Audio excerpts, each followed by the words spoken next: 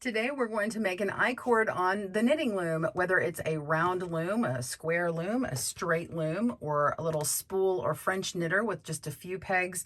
We are going to do that today. All you need is a knitting loom with at least 3 pegs and whatever appropriate weight yarn you have. All right, let's loom knit. Welcome to GoodKnit Kisses. We're all about helping you stitch your love and love your stitches. For supplies and more information, go down to the video description below and click on the link for our blog. What you're going to need is a loom tool. You'll need a loom that has at least 3 pegs. It can be a straight one, whether it's small like this or very large, or a round one. There's the little French knitters or small spool loom that's just got a few pegs on it, whether it's very large and round or even shaped like a square like this one. So grab your supplies and we'll begin. Let's make the standard 3-stitch I-cord. This one is an example of a worsted weight yarn with a smaller gauge loom.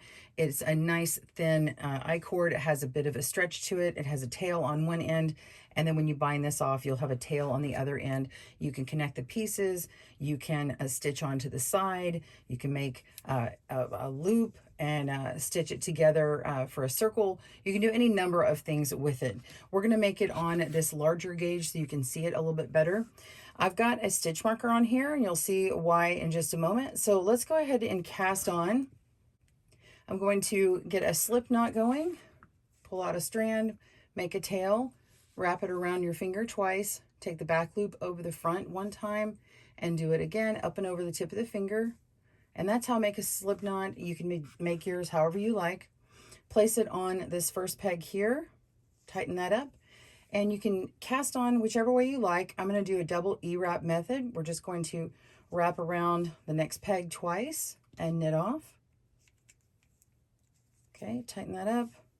And the next peg, double E-wrap and knit off. Okay. So you're seeing that the yarn is coming from the back here on this peg here that's marked. We're going to go around the 2 unmarked pegs, so back to the beginning, but from the back, and go around the front to where this marked peg is. And we're going to knit off all 3 of these stitches. So the yarn has to be around the back of it, and then it will take these 3 stitches and sort of curve them around to meet each other. So we're just going to knit first stitch, second stitch, and third, and then push that down, and you're ready to do that again. So the repeat is to go behind the loom from the marked peg, behind those 2 stitches, in front of all 3, and then knit off all 3 stitches.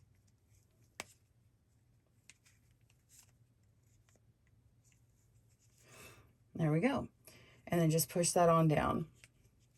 And your tail, you can pull on your work down there, go to the back, wrap around to the front of those 3 pegs, and knit off,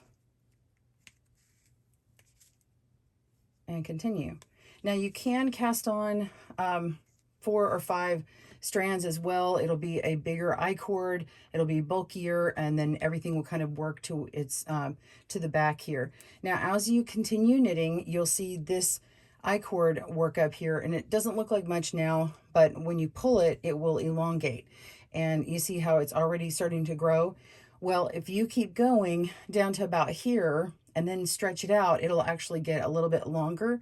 And you do want to stretch it out when you're done before you take it off of the loom so that you can see the final length of your I-cord. So go ahead and continue wrapping around, knitting off those 3 stitches, and pause your video and I will show you how to bind this off. All right, see you in a moment. All right, you're down at the end. Go ahead and pull on your yarn and pull on your knitting. Okay, and make it to the longest length that it is. If this is the right length that you want, then we're going to bind off.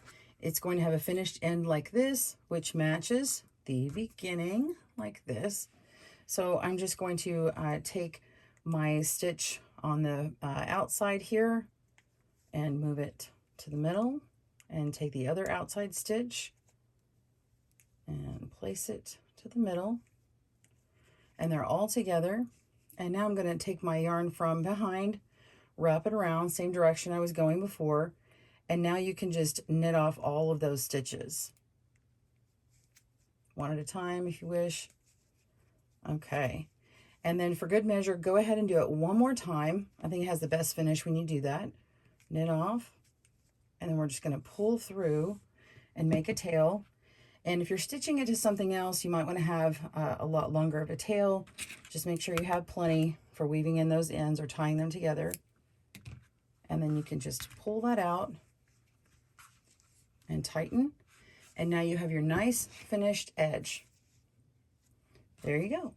And that is your 3-stitch I-cord. I hope you enjoyed that tutorial, how to loom knit an I-cord. If you want to try it on needles, I've got a few examples here, and we also have a video, so check down in the description link below for those. You can make them on double pointed needles, regular straights, or even interchangeable. They're really fast on double pointed needles or DPNs and interchangeable. Also, if you want to learn how to make it on a crochet hook, you can use these. This tutorial is going to come with 2 of them and even a super fast way to do it, and it doesn't even have a beginning tail on it, and you can also do it the standard way. So if you also crochet as well as loom knit, which I know several of you do, you may enjoy this tutorial as well. So this link will be down in the video description below. Hope you have a great day. Smash that like button if you enjoyed it, and happy looming. Bye everyone. Thanks for joining us today, where we help you stitch your love and love your stitches. See you again soon.